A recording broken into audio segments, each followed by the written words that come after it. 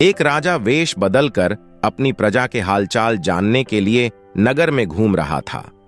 तभी राजा ने रास्ते में एक बड़ा पत्थर देखा।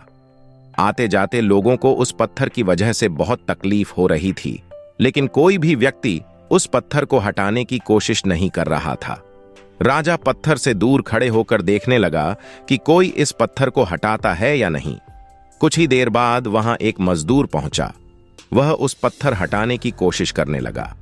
कोई भी व्यक्ति उसकी मदद नहीं कर रहा था। कुछ देर बाद वहां एक अन्य व्यक्ति आया और वह मजदूर को पत्थर नहीं हटा पाने की वजह से डांटने लगा।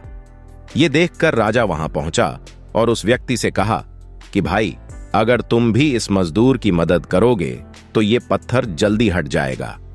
ये सुनकर उस व्यक्ति ने कहा कि मैं इसका ठेकेदार हूं और मेरा काम पत्थर हटाने का नहीं है। ठेकेदार की ये बात सुनकर राजा खुद उस मजदूर के पास गए और पत्थर हटाने के लिए उसकी मदद करने लगे। कुछ ही देर में वह पत्थर रास्ते हट गया। गरीब मजदूर ने मदद करने वाले अनजान व्यक्ति को धन्यवाद कहा। पत्थर हटने के बाद राजा ने मजदूर के ठेकेदार से कहा कि भाई, भविष्य में कभी भी तुम्हें एक मजदूर की जरूरत हो तो राजमहल आ जाना। ये बात सुनकर ठेकेदार हैरान हो गया। उसने ध्यान से देखा तो उसे समझ आया कि उसके सामने राजा खड़े हैं। राजा को पहचानते ही ठेकेदार क्षमा मांगने लगा। राजा ने उससे कहा कि अगर हम अपने पद का घमंड करेंगे और दूसरों की मदद नहीं करेंगे तो कभी भी हमें मान सम्मान नहीं मिलेगा। अहंकार एक ऐसी बुरी आदत है जो सब कुछ बर्बाद कर सकती है। राजा की ये बातें ठेकेदार को समझ आ गई और उसने भविष्य में दूसरों की मदद करने का वचन राजा को दिया।